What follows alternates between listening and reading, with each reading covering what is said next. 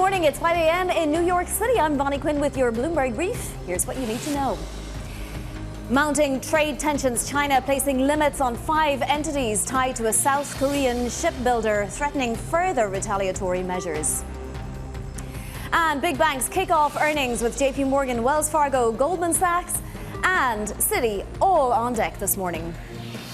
Thus, stocks dip following Monday's gains as investors await Fed Chair Powell's remarks. And of course, we're going into a blackout period, so these will be the last remarks we get. We're also, of course, in that data vacuum, so we'll definitely be parsing what he says today. But as you can see, risk cracking once again today. Futures pointed lower even after multiple percentage point gains for the indices yesterday. This on the idea that China trade tensions may be mounting further. It depends on where you look, though. If you look at the Ministry of Commerce this morning, it came out urging the U.S. to de-escalate. And there's some suggestion from Treasury Secretary Scott Bessent in the Financial Times that perhaps China's Ministry of Finance and Ministry of Commerce are not on the same page. So it's all fascinating. But right now, markets are taking it as risk off. If we look at bonds, they're also bid. We have yields down another couple of basis points today. And you can see the 30-year yield at 460, the 2-year yield at 470, and that 10-year yield hugging 4%. The VIX is above 21. We also have a much weaker euro. It's at underneath 116 today. We'll be chatting later on about all of these asset classes. But first, let's get across to London for some individual stock movers. Good morning, Valerie Teitel. Good morning, Avani. Let's start in the tech space. NVIDIA announcing a tie-up with Navitas Semiconductor, and those shares are jumping 28% in pre-market trade for Navitas. Now, Navitas has some technology that helps turn a AC current into a high-voltage DC one, and NVIDIA wants this because it helps them be more efficient when it comes to powering those AI stacks of NVIDIA chips. So Navitas shares jumping nearly 30% in pre-market. Let's move on to rare earths, the topic du jour. We're seeing critical metals rally yet again. This is one of the biggest miners in North America, up 38% on the back of some news that they have secured a long-term buyer for future production from a massive rare earth mine that they are building in Greenland. So rare earths, again, a big topic of the day. Lastly, let's move on to Papa John's. This one might leave you a bit hungry, Avani. Shares are rising yet again over takeover speculation, up another 2.5% after a 10% rally yesterday. And this comes after a report that Apollo has submitted a takeover bid for Papa John's at $64 a share. It comes after months of speculation for a takeover target. Bonnie? The perfect 5 a.m. snack, Valerie, just when you're going to bed, not when you're getting up. That's Valerie Teitel in London there. Thank you. And in just moments, we're going to be speaking to Allen of Deutsche Bank on the market resilience. Later this hour, JPMorgan's Kelsey Berro joins us to discuss the labour market and the yield curve. So Allen then of Deutsche Bank staying optimistic despite the ongoing trade war between Washington and Beijing. He says it's in no one's interest for a recession to occur, writing this: a key reason for the market's resilience in 2025 is that sell-offs are acting as a consistent brake on policymakers. Henry joins us now. He's macro strategist at Deutsche Bank. So a consistent brake on policymakers, but will markets be a consistent brake on the Washington-Beijing link, Henry? I think they will, because actually one consistent theme that I think we've a bit forgotten about as we've recovered so fast in terms of market performance is just how important that US-China trade truce back in May was to alleviating fears that there might be some sort of recession after the Liberation Day turmoil. So when the US and China did reach that trade truce in May, and that was the one that lowered tariff rates by 115 points on both sides, we saw a huge risk-on move in response. The S&P 500 was up more than 3% that day. High-yield credit spreads tightened by 38 basis points in a single day. So the fact we're then getting the reverse of that, a sign that that trade tension might be on the escalation again, has naturally led to the reverse move. We saw a big fall on Friday. Credit spreads widened considerably. But just as we saw back in April, we also know that policymakers don't want sell-offs. They create negative wealth effects, bad headlines, generate unpopularity. So it's really not in their interest for that to happen. And we have seen consistently that, generally speaking, the escalations in the trade war happen at the highs for the market. And as we see a sell-off, that then tends to lead to de-escalations. Henry, I would posit that U.S. policymakers perhaps don't want to see a sell-off, in particular the president, but do Chinese policymakers care if there's a sell-off in U.S. assets or U.S. equities at least? So I think Chinese policymakers are certainly more sanguine on the performance of the US stock market. But of course, at the end of the day, that's what Trump is reactive to. And we saw most notably back in April when they delivered the 90-day tariff extension just a week after Liberation Day, which was evidence for how sensitive they are to market turmoil. They don't want that to happen. We've seen that similarly on central bank independence, that on both occasions when there were credible reports that Federal Reserve Chair Jay Powell might be fired, both on Easter Monday back in April and again in mid-July when there was that New York Times report, the administration quickly rode back. So, it's clear that both for equities and for bonds, they really don't want to see the kind of disruption that would generate those negative headlines and cause a downturn in the economy. After all, US inflation is already picking up a bit. The tariffs are likely to slow growth relative to what it otherwise would have been. So they don't want to make that situation worse. And Trump's entire rhetoric is about creating kind of the new golden age of America and a new age of prosperity. So if there is a downturn or much slower growth, that really isn't in his interests. We're going to be hearing from Fed Chair Jay Powell a little later on, but we did hear from Philly Fed President Anna Paulson yesterday, and I want to play you something she said. Labor market risks do appear to be increasing, not outrageously, but noticeably, and momentum seems to be going in the wrong direction. Against this backdrop, the FOMC's decision to cut rates by 25 basis points in September made sense. Over the rest of the year, I view easing along the lines of the median SEP policy path as appropriate. So, Henry, we're likely on the cusp of another 25 basis points decrease. What's your view for the rest of the year into next year? And will any of this give the equity market boost, another leg up? Or does that all depend on other geopolitical matters? I don't think the Fed cuts by themselves are likely to boost the equity market simply because they're already priced in. A 25 bip cut in the next meeting is widely expected, and again in December. So I don't think that would come as a surprise. I think the big issue for the Fed right now is twofold. One is that inflation is still running above their target. It has been for over 4 years now. Now, it isn't the high inflation of 2022, 2023, but it's still lingering in the high twos and widely expected to go up into the threes in the coming months because that tariff impact is still hitting the economy. It isn't a one-off price shock. They're lagged because we had the 10% baseline in April. We then have a bunch of sectoral tariffs. We then have further trade deals. Now we've got this 100% tariff threat on China as well. So we've got this continuously sequential tariffs coming in. And then at the same time, the other issue the Fed faces is that they're flying blind on a lot of the economic data due to the government shutdown. So, we still don't have the jobs report that was meant to come out at the start of the month. CPI would have been tomorrow, but it's looking as though we won't get that tomorrow either. That's going to be delayed. At the rate things are going with no sign of a compromise between Republicans and Democrats, it's not implausible that we even see the next jobs report at the start of November impacted as well. So that's making life very difficult for the Fed because, yes, we do have private survey data they can use, but that's pointing in different directions. So you've got some surveys like the ADP suggesting that private payrolls contracted in the most recent month. You've also got some more optimistic stuff as well. Yeah, and we are getting that CPI data October 24th. They have called some people back into the BLS. Henry, this idea of a debasement trade is, as if we didn't have enough to think about, this idea is percolating strongly now. Are you seeing evidence of it? And if so, what regions, where are the flows going, what asset classes? Well, it's a fascinating phrase, the kind of debasement, because the original great debasement actually happened in the 1540s under King Henry VIII in England. Basically, his policy was, and some argue there are parallels today, he literally changed the gold and silver coinage by inputting more base metals like copper into the coinage. And so that generated widespread inflation in England in the 1540s. So that's the debasement idea going back 500 years.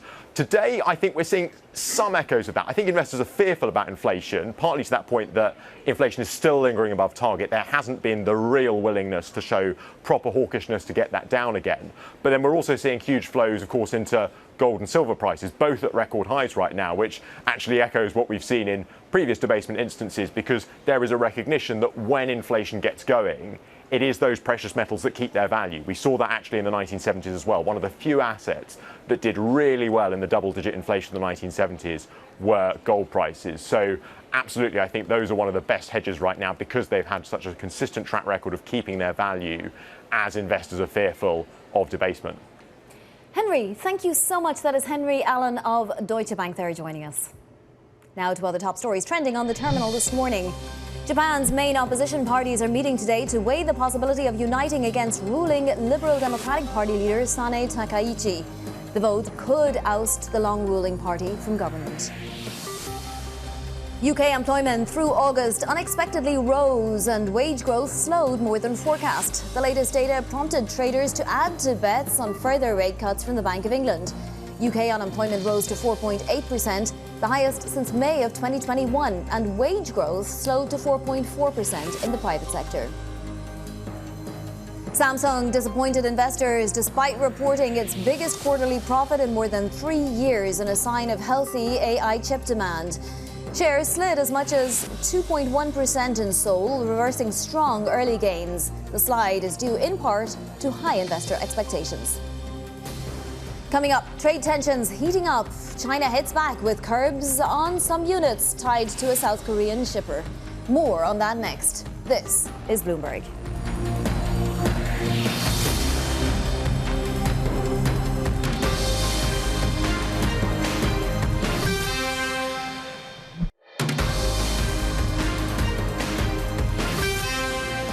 This is Bloomberg Brief. I'm Bonnie Quinn in New York. It's time now for your front page news. First up on the Washington Post, officials have reversed more than half of the roughly 1,300 layoff notices sent to staff at the CDC.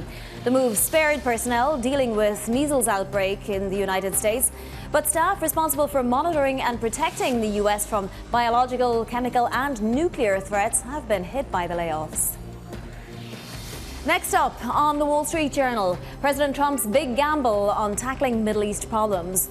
Trump wants to quickly pivot from a Gaza ceasefire to the perhaps thornier problem of broader peace in the region. He's betting that 2 years of war transformed the region so much that animosities can be set aside. And on the Financial Times front page, U.S. Treasury Secretary Scott Bessent has accused China of trying to hurt the world economy. This comes after Beijing imposed sweeping export controls on rare earths and critical minerals. In that FT interview, Bessent said this is a sign of how weak China's economy is and, quote, they want to pull everyone else down with them. Meanwhile, over in France, Sébastien Lecornu will address the Parliament today for the first time since being reappointed Prime Minister as his fledgling government tries to pass a budget. Joining us with the latest is Bloomberg's Caroline Conan from Paris. Caroline, what happens today? So, Sébastien Lecornu will deliver his general policy speech at 2 p.m. London time, 9 a.m. New York time. And of course, this is again a moment of truth. You know, he was supposed to deliver this general policy speech last Tuesday, but then of course you had this whole political saga last week with Lecornu resigning and then reappointed on Friday night. So clearly today is this moment of truth, and the socialists who have 69 MPs in parliament have actually become the kingmakers, and they have said that they will support another motion of no confidence against Sébastien Lecornu in a couple of days' time, unless he decides to say today that he's suspending the pension reform, you know, this 2023 reform that is the flagship reform of President Macron's second term that passed back in 2023 after months of protests and strikes in the streets, and that is supposed to bring the retirement age from 62 to 64 years old in France. So the socialists want to suspend this until the next presidential elections, which at the moment is planned for 2027.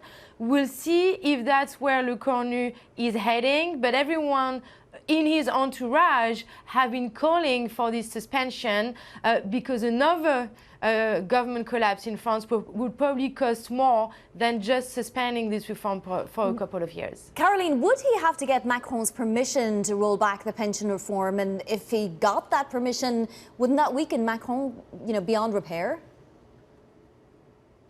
He may have got that permission just now because, in fact, he spent the last hour at the Élysée Palace with President Macron.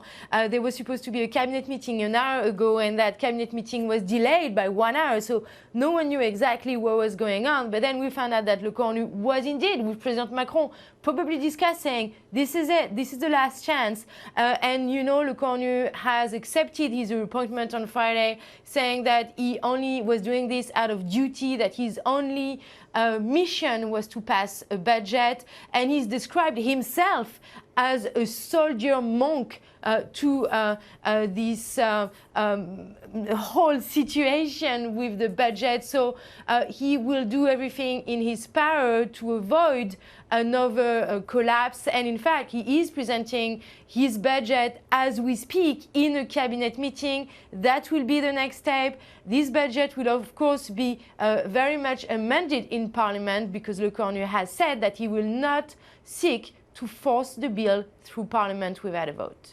Well, we are seeing the weaker euro and the OIT Bund spread back around 84 basis points. We'll continue to keep an eye on this evolving situation. Caroline, thank you. That is Bloomberg's Caroline Conan. Coming up, mounting trade tensions. The latest on the US-China tit-for-tat next. This is Bloomberg.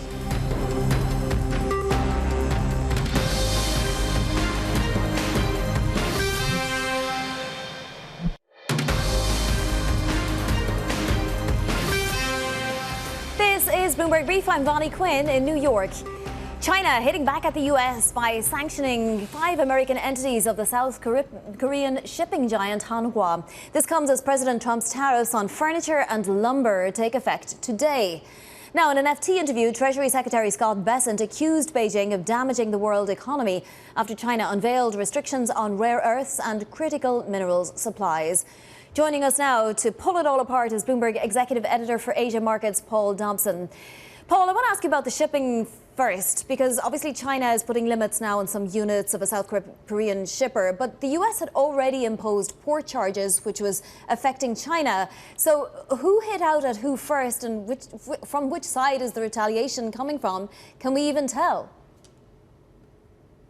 It's a little bit like a playground dispute in that respect, isn't it, Funny? You know, he started it, no, he started it.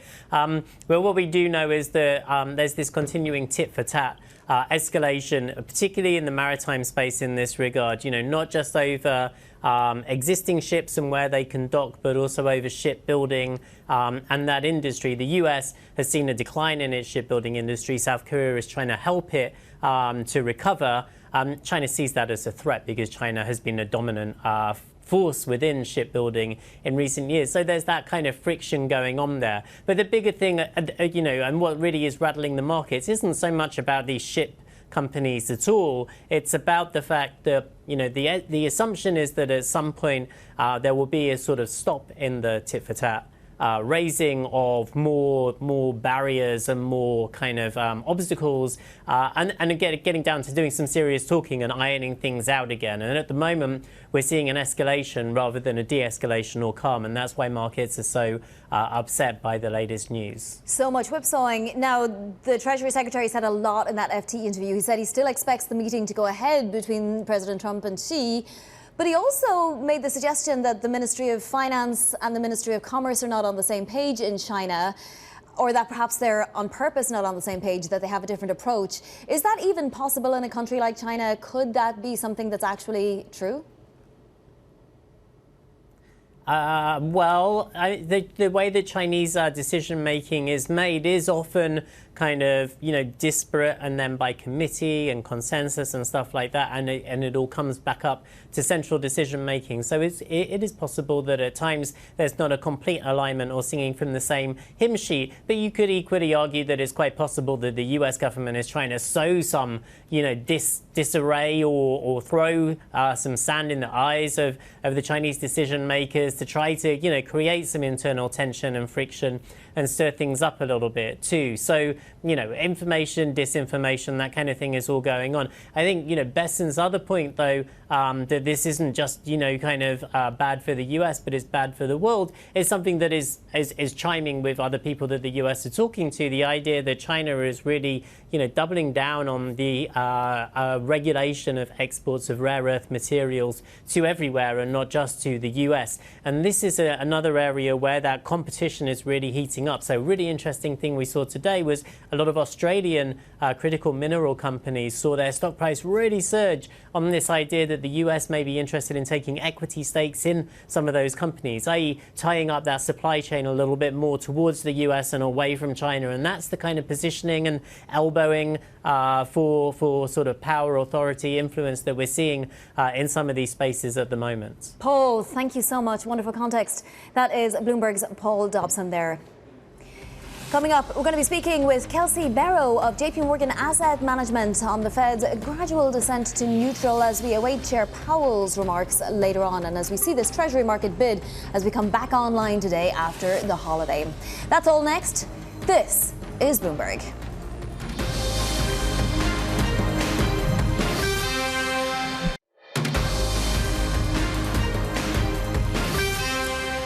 It's 5:30 a.m. in New York City. Good morning. I'm Bonnie Quinn with your Bloomberg Brief. Here is what you need to know.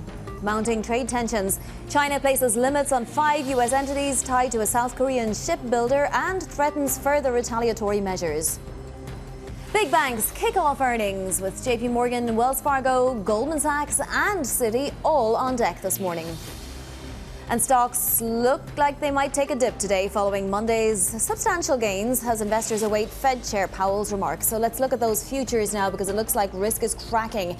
You can see they're all pointed lower. NASDAQ 100 futures, the worst performers. Let's take a look at yields as well because we're seeing the yield curve bid to the degree that we're seeing the 2-year yield down 3 basis points, that 10-year yield hugging 4%, and the 30-year yield down a basis point or two to 460. We're also seeing gold just off its record high, which it hit earlier today. So that gold trade continues, as my next guest just pointed out to me. We'll get to her in one moment. But first, let's get to some individual stocks to watch. Here's Valerie Teitel in London. Valerie.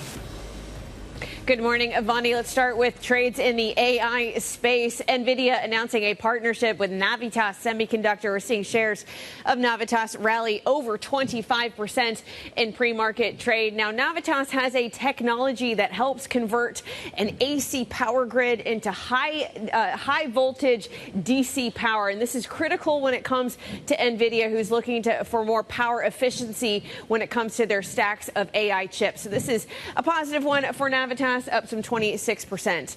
Let's move on to rare earths. These have been in the spotlight this week and last week. Vani, as you know, critical metals up 35% in pre-market trade. This comes after they've announced they found a long-term buyer, a 10-year buyer for a future production of rare earths coming out of their massive mine in Greenland. Now, this would help them expedite the mining in that space now that they have contracts tied to a buyer for those final products. And lastly, I want to move on to a Wall Street Journal report on some M&A when it comes to major timber players in the U.S. 2 of the largest timber producers in the U.S. are set to combine. The Wall Street Journal is reporting could create a $7 billion behemoth. We heard shares of Ryanair up 1.5%, and PotlatchDeltic, those shares are up over 7% on the back of this report. Vani? Just as tariffs go into effect on lumber. Thank you so much. That is Valerie Teitel. JPMorgan's Kelsey Berro seeing Fed rate cuts in October and December with a mosaic of private and survey data suggesting downside risks to the labour market. She writes, quote, the Fed's gradual descent to neutral could still be accelerated with significant scope to cut rates below neutral if warranted by the data. I'm pleased to say Kelsey joins us now, fixed income portfolio manager at JPMorgan Asset Management. Kelsey, what would entail an accelerated glide path? Would it be, less wage growth, just more people signing on? So I would say that probably the thing that would get the Fed to accelerate the pace of rate cuts would be a rise in the unemployment rate. Now, I hesitate to say that as we are in a government shutdown, so we don't get the unemployment rate, we don't get initial jobless claims. But what the data that we do receive is telling us is that it is increasingly hard to find a job, and that the downside risks to the labor market are probably the more important thing for the Fed to be focused on rather than the continued escalation of tariffs and what that means for inflation.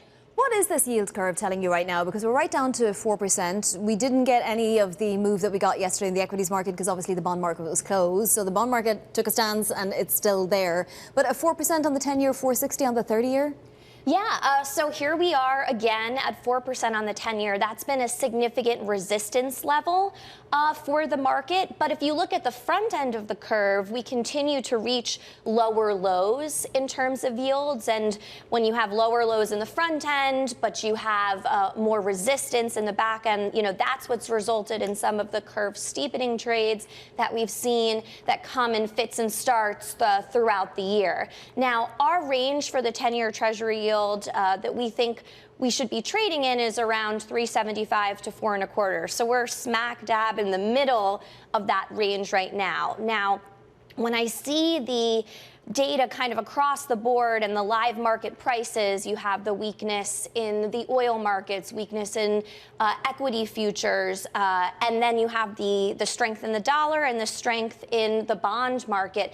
In these kind of classic risk-off episodes, what is most encouraging to me is that fixed income is continuing to serve as that ballast in the storm. High-quality fixed income relative to a few years ago is performing very well and is anti-correlated with the riskier parts of the portfolio. So you're smack bang in the middle of your 50 basis point range, which is quite the range. If we get that cut at the end of October, does that range change, or do you just assume there's another one in December and we're just moving along nice and, moderately? Yeah, so if we get the cut in October, which I think is really the market's base case, it doesn't necessarily mean that the range for the 10-year Treasury has to move significantly lower than what it is now. Just cutting from here, I think at this point, is still viewed as risk management cuts within a soft landing or sub-trend base case. In terms of what I would be watching in terms of the market is not so much what the market pricing is for October and December, and more about where the terminal rate is. So the market pricing of the terminal rate, so the lowest point of the Fed funds rate in this cycle, has been fairly sticky and hasn't been able to fall materially below 3%.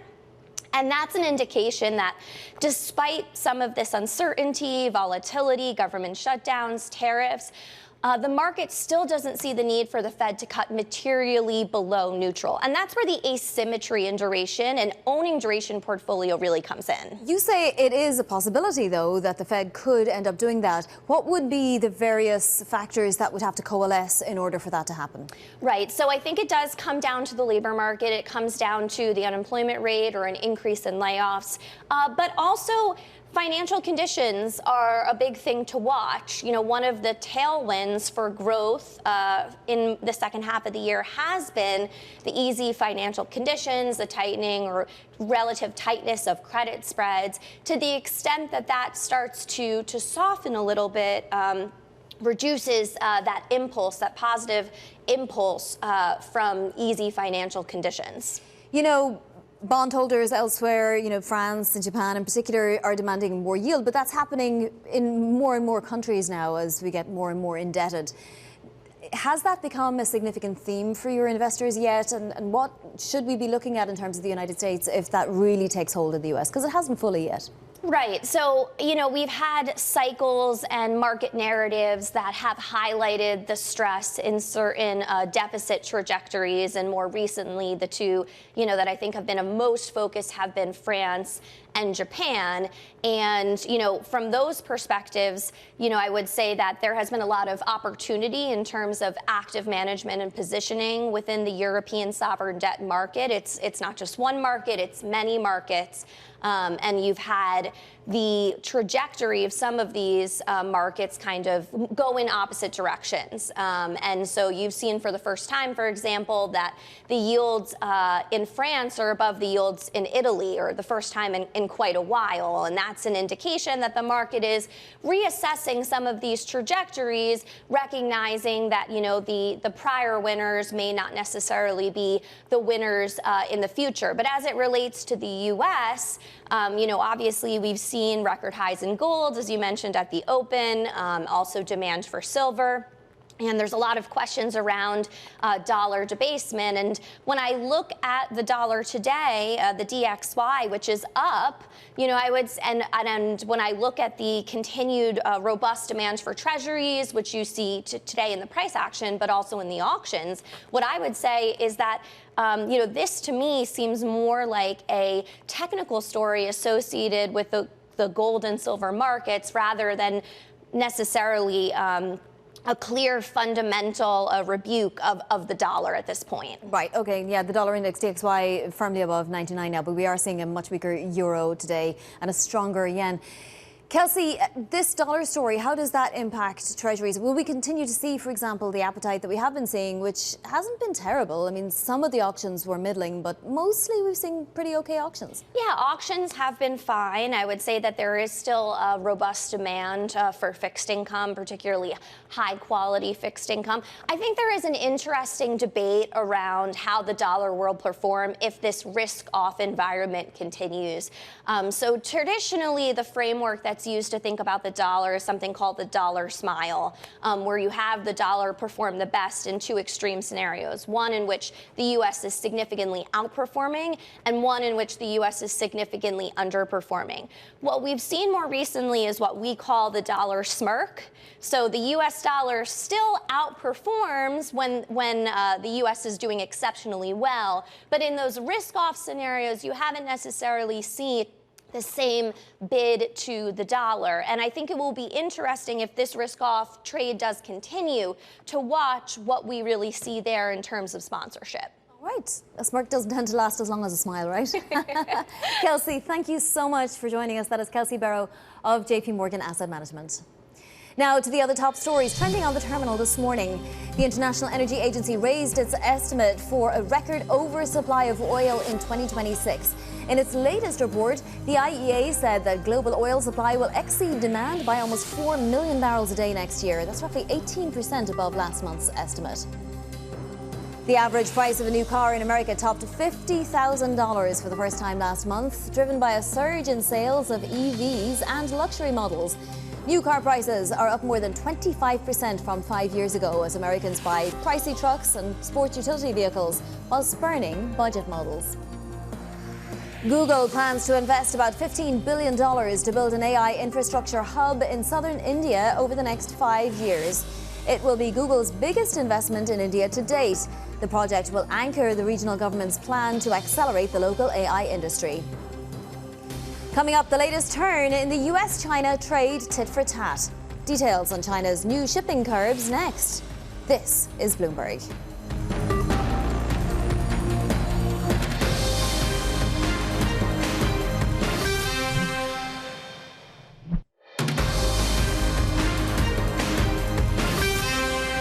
This is Bloomberg Brief. I'm Vonnie Quinn in New York. China is hitting back at the U.S. by sanctioning some U.S. entities of a South Korean shipping giant. Meantime, Treasury Secretary Scott Bessent tells the FT that China is trying to damage the world economy after it imposed export controls on rare earths and critical minerals. Joining us now is Bloomberg's Roz Matheson. So, Roz, we are seeing a tit for tat. Depending on where you look, it's either China's trying to escalate or de-escalate. And this FT interview really did have a lot of poking on the part of Treasury Secretary Scott Bessent. In your opinion, does this get ratcheted back?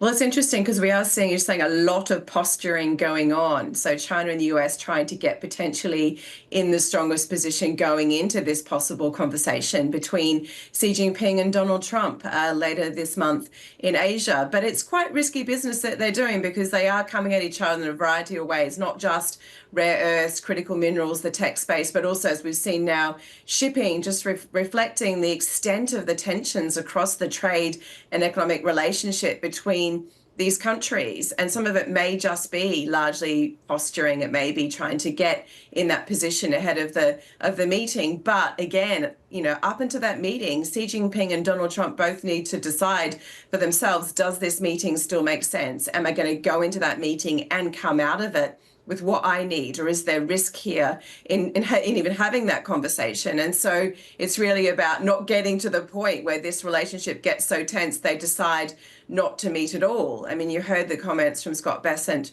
to the Financial Times saying that China is apparently hurting the global economy. So the message is that China's causing itself reputational damage, not just with the US and others. But in the same token, he's saying the lines of communication between the US and China are still open. He, in fact, plans to meet with the Chinese Vice President, He Lifeng, one more time, possibly this month, before a Xi and Trump sit down. So on the one hand, there's the tough talk that's going on and these actions that are happening. On the other, there's the sense that conversations are still going on, at least behind the scenes. And it's interesting, it almost seems like the soldiers are doing the fighting, right? But they're leaving sort of the leaders out of it for now. President Trump actually saying warm things almost about Xi Jinping the other day on his plane. And Scott Bessent saying he does think that this meeting will continue to go ahead, even as he said that he doesn't think that the Ministry of Commerce and Ministry of Finance are on the same page when it comes to US policy. So it really is a fascinating play out. Do you think that these tariffs that take effect now, though, will bring down parts of the US economy, as Scott Bessent has said, or at least hurt them deeply, even if they're rolled back at some point, Roz? One of the key things that is happening alongside all of this is, in fact, that tariffs are taking effect on products including lumber, timber, kitchen cabinets, upholstered furniture. And so those are taking effect and due to, in fact, go up even more come January, unless, of course, all the legal actions against this tariff regime collapse it. And so the question is, what does that do to the US economy at a time when there are lots of concerns around housing affordability, the status of the construction sector? And that's something that Donald Trump is looking at very closely. He wants that to be, you know, a priority. But do these tariffs hurt housing affordability in the US? Do they hurt the building sector? Do they deter construction? Already we're seeing building materials prices have been going up, and they've been going up for many years. But does this give another leg to those prices rising? And so does that impact, you know, the US consumer, people who are trying to build houses or look to increase their furniture? And so do we see, in fact, damage to the US economy down the line from these tariffs that the US administration is enacting? And of course, there's the rare earths question as well, Roz. The Treasury Secretary also talking about how China is just ruining everything by, you know, taking away the possibility of importing rare earths, but that there were other places the US could get rare earths. That's not quite true, is it? Well, that's right. They're rare for a reason, and that's because there's only a few parts of the world you can get them, or you can get them easily, or you can get a reliable supply. And that's really been a fundamental part of the tensions between the China and the US. China has them, the US wants them, and China can control supply and turn that on and off. And China keeps saying, yes, we're going to send you more rare earths, and they're not necessarily doing so. And so that's really the key leverage point in the relationship. And now you see Scott Bessent again casting this as a broader thing. What China is doing is not just at the US, but it's hurting the global economy. It's going to hurt countries around the world. And that idea of reputational damage for China at a time that China is trying to position itself as an alternate power globally and a statesman in a way on the stage on a whole lot of other issues, including the environment. This messaging from the US is that China is possibly going to be self-defeating.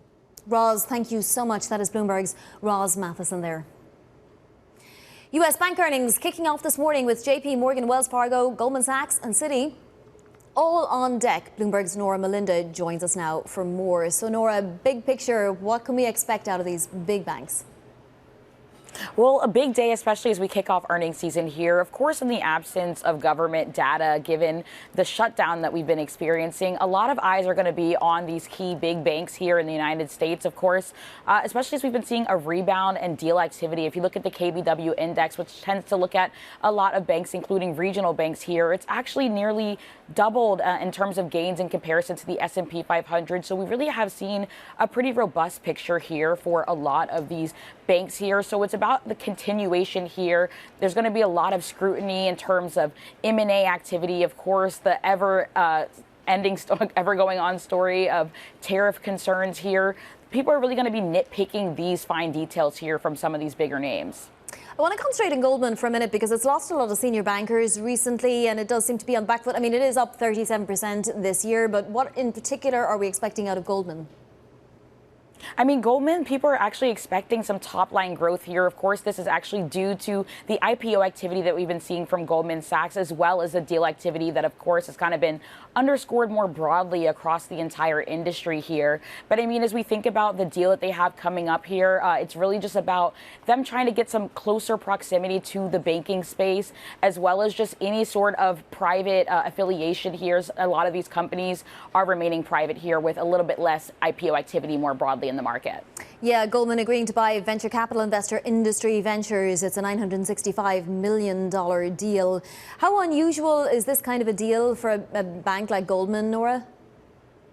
I mean, if you look at what we're seeing year to date in terms of the gains here, I mean, I think any sort of news like this is going to propel a bank like Goldman forward, and especially just given the fact that we are seeing some M&A, we are seeing some deal activity in the broader banking space. It's really about whether or not we can see a continuation here and what the outlook is like and what we're hearing from the commentary from these earnings calls moving forward here, Vonnie. Are we anticipating any surprise to the downside? I mean, you know, JPMorgan usually brings us its fortress balance sheet, and everything is usually pretty good with JPMorgan, and likewise for many of the others. Any analysts out there sounding notes of warning? I mean, I think that it's always just about whether or not there's any sort of cracks, particularly in credit. That's what a lot of people are focusing on heading into these reports here. I mean, if you look toward Tricolor, First Brands, I mean, these are stories that we've really been covering in recent weeks. And so there is some sort of caution as we're heading into the season as to what these other banks are flagging in case there's any sort of, uncertainty ahead, but it's really an interesting picture that's being painted right now, but broadly expecting positivity out of this earnings season here for these major banks. Yeah, we're definitely listening to those earnings calls after the releases. Nora, Melinda, thank you so much. That is Nora there. Coming up, those bank earnings kicking off and Fed Chair Powell's remarks in your day ahead. We'll get you prepped. This is Bloomberg.